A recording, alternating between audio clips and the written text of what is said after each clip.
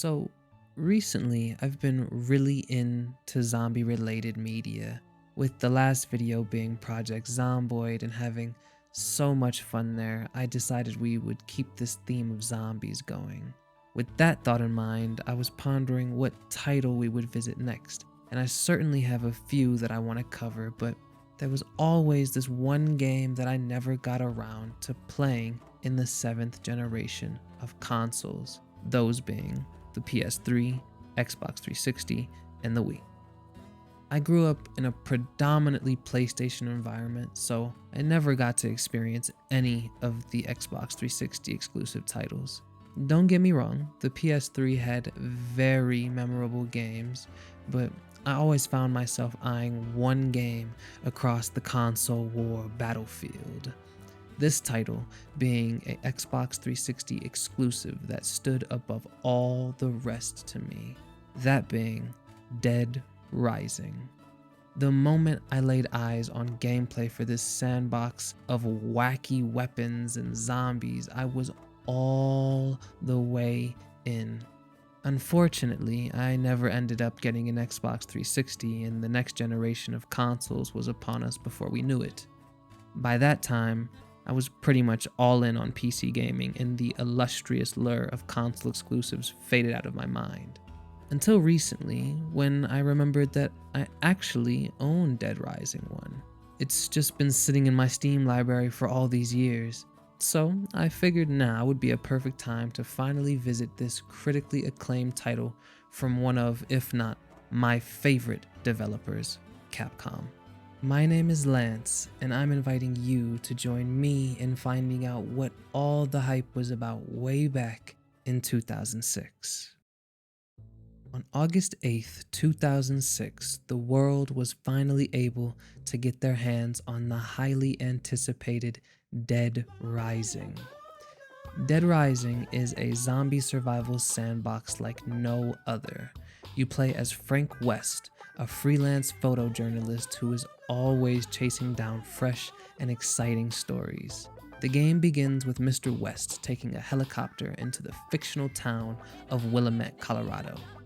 Side note, I just moved over here to Colorado and just found that to be a funny little detail, although I was really sad to quickly discover that I couldn't actually go to the mall that Frank performs all his wacky antics in. I digress. Frank recently got a tip that something was taking place in Willamette, and he wanted to get ahead of all the other news outlets, so he hired a pilot and was off to see what was going on.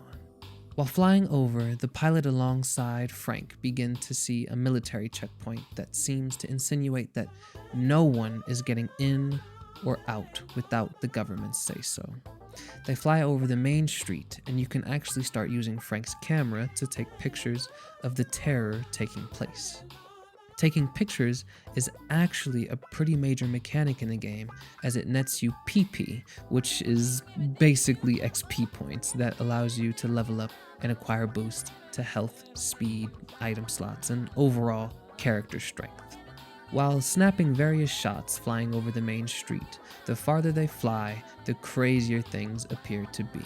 Eventually, they see the Willamette Mall and spot a helipad. Frank requests to get dropped off there and tells the pilot to return in 3 days at noon.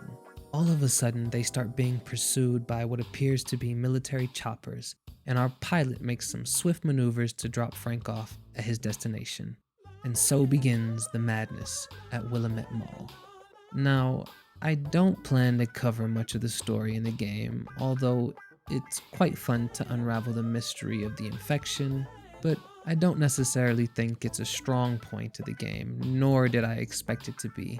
But what is presented here is quite good, especially in comparison to its other zombie game counterparts. I do feel it is also important to note that the game is definitely loosely inspired by the film Dawn of the Dead, with its setting and characters. That aside, we are here for primarily one thing that this game does excellently, and that is simply just being so damn fun to play.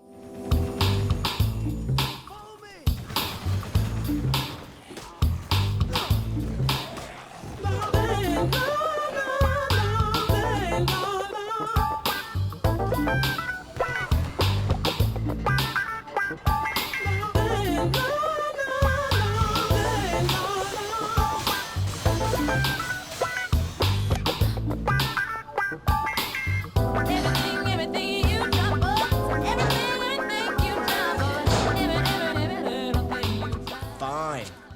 The way that this game just nails the fun factor needs to be studied to this day.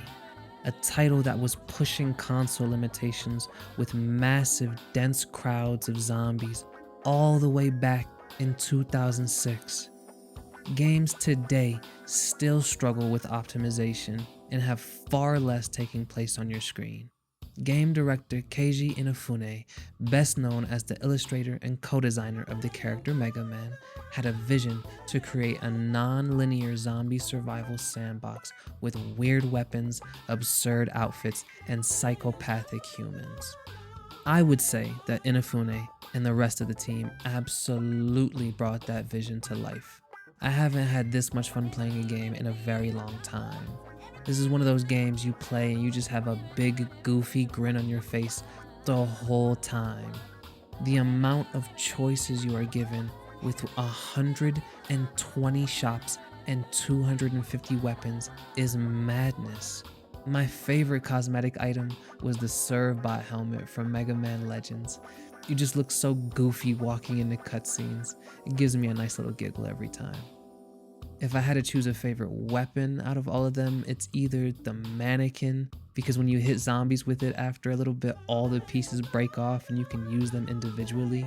If it wasn't that one, I'd probably go with the lawnmower, simply because it's funny to see Frank casually walk into a crowd of zombies and they just get decimated.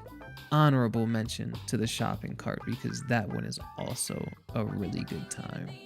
After a while, I did just end up realizing how busted the mini chainsaw with 3 skill magazine was, and I proceeded to clear just about the rest of the game that way. Magazines give you a boost to certain things like health or making certain weapon types last longer. When pairing 3 mags that are specific to durability for the mini chainsaws, they pretty much become indestructible. I will say the early game of Dead Rising is pretty difficult. For me it was anyways. The 72-hour timer constantly making events shift made the mall feel alive at all times, constantly trying its best to kill me. In the early levels, Frank is pretty damn slow, so getting from mission to mission takes some time. On top of that, he doesn't have the most health and absolutely no strength, so you're quite limited at the start.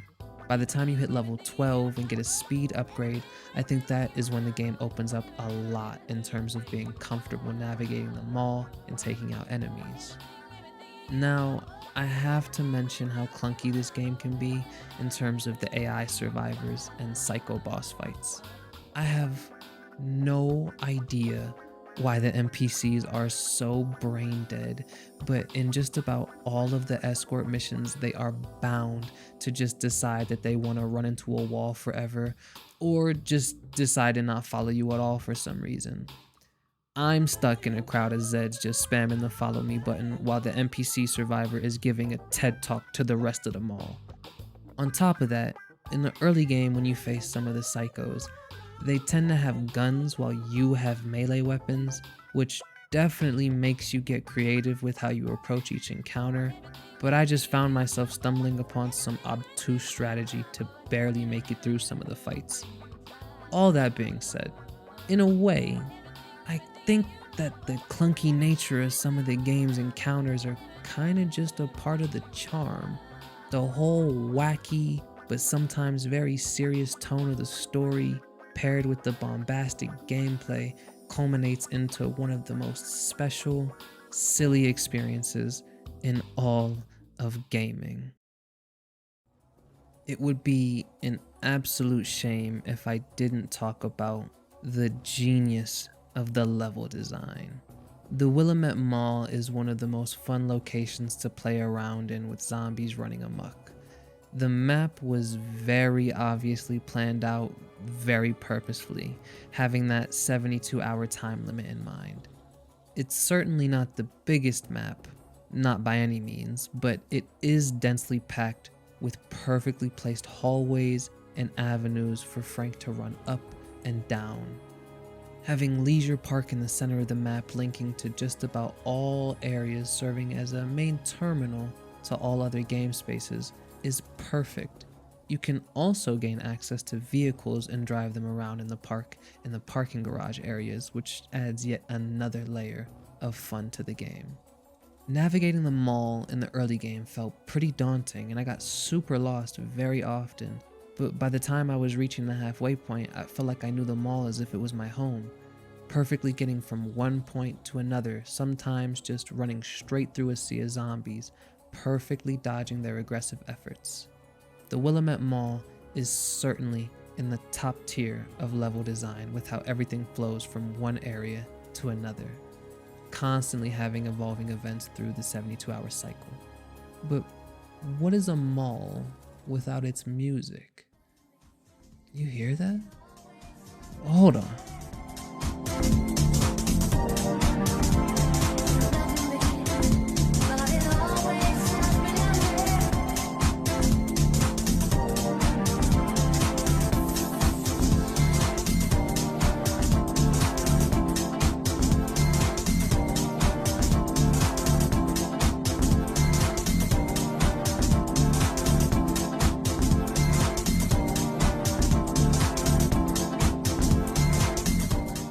The music in this game had no right being this damn good. I came in thinking I might get some generic rock music or something. No, as per usual, Capcom's soundtrack team cooked up some of the grooviest beats known to man. Don't get me wrong, there are a bunch of different vibes laid out in the soundtrack, but Mall Music 4 captured my heart the moment it touched my eardrums. Even tracks such as Frank's theme are really well done, eliciting a very smooth, neo-noir, detective-esque atmosphere. Capcom just doesn't play around when it comes to their soundtracks, and I really appreciate that even for a goofy zombie game, they still show out. Music aside, visually, I think for a 2006 game, Dead Rising looks pretty great. The visual style allows for smoother performance in those big crowds while still delivering a nice level of visual fidelity. One thing that really impressed me was that most of the clothing stores had functioning mirror reflections. This was in the pre-RTX path tracing era, so seeing stuff like that is just kinda mind-blowing to me. Hell, a lot of games to this day still don't quite do reflections justice, but again, this title from 2006 did. It's safe to say that younger me was right to be in awe of this really fun, incredibly goofy ass game. I genuinely had a ball playing through Dead Rising for the first time. I do plan on continuing to play it because of the infinite mode, which is basically just how long you can survive type of thing. I already knew about Frank West from playing Marvel vs. Capcom 3, but I didn't know his true origins and just how much fun he would be in his own game. As far as zombie games go, this one has very quickly risen to the top of my list of favorites. No other zombie game offers you this much freedom to just let loose and have a really good time. I think it's really important to remember exactly why we are playing these games. Yes, they can have profound stories that may impact our lives in the deepest of ways, but at the end of the day, it is all about having an enjoyable time. And running through the Willamette shopping mall as Frank West with a Servbot helmet wielding a mini chainsaw was without a doubt, in my mind, some of the most fun I have had in a very long time. Here we are yet again, at the end. I really hope you guys enjoyed the video. If you did, please make sure to like the vid and subscribe to the channel. I figured with the last video being on Zomboid, we would continue our foray into the vast world of zombie games. I tend to really dig these kind of games, so I'm more than happy to create some videos on them. With that being said, I think we may stick to this theme for another video going forward, or we will have a little palate cleanser. Just depends on how I feel after this goes up, really. If you guys have any recommendations, please don't be shy. Drop a comment and let me know. We may even branch outside of video games for a bit to see what that's like, but I won't say too much on that front.